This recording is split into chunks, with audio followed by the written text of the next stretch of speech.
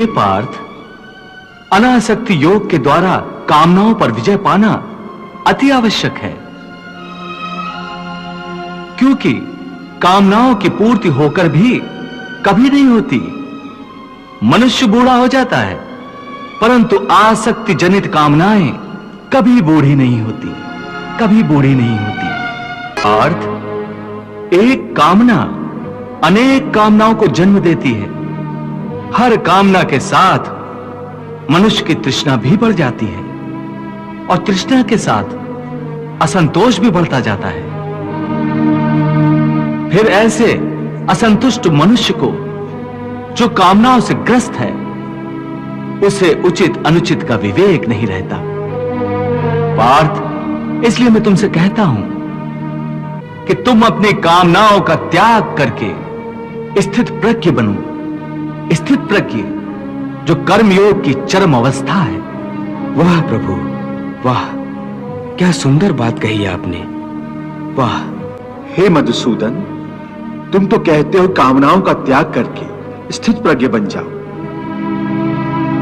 परंतु स्थित प्रज्ञ बनने के लिए सबसे आवश्यक क्या है? स्थिर बुद्धि। स्थिर बुद्धि? परंतु मनुष्य अपनी बुद्धि को स्थिर कैसे रख सकता है? आशा और निराशा दोनों से मुक्त होकर ही बुद्धि को स्थिर किया जा सकता है। बुद्धि स्थिर होगी तो इंद्रियों के विषयों का बल टूट जाएगा। यदि कोई किसी इंद्रिय को ही काट कर फेंक दे तो क्या उस इंद्रिय का विषय नष्ट हो जाएगा? नहीं अर्जुन, यदि किसी दुर्घटनावश किसी की आंखें अंधी हो जाएं, तो यह आवश्यक नहीं कि उसकी आंखें रूप की कल्पना करना ही छोड़ दें।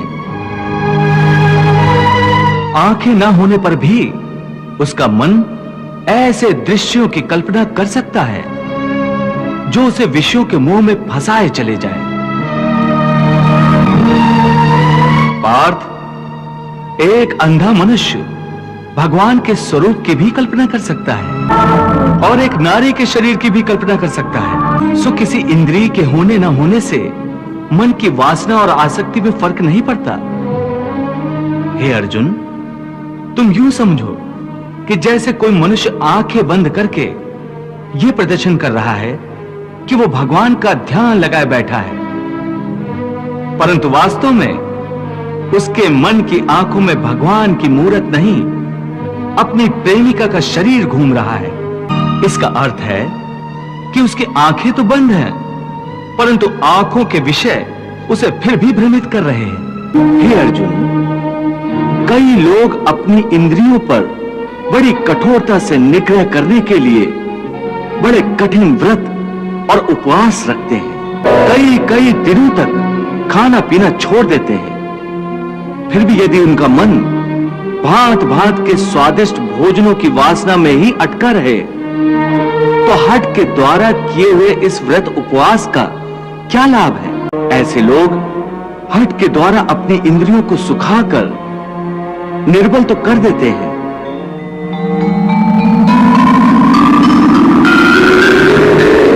परंतु इससे विषयों की आसक्ति का त्याग नहीं हो सकता।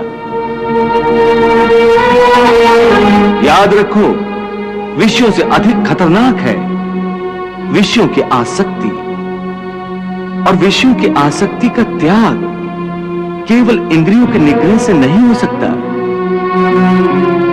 आसक्ति का त्याग केवल मन के निग्रह से होता है।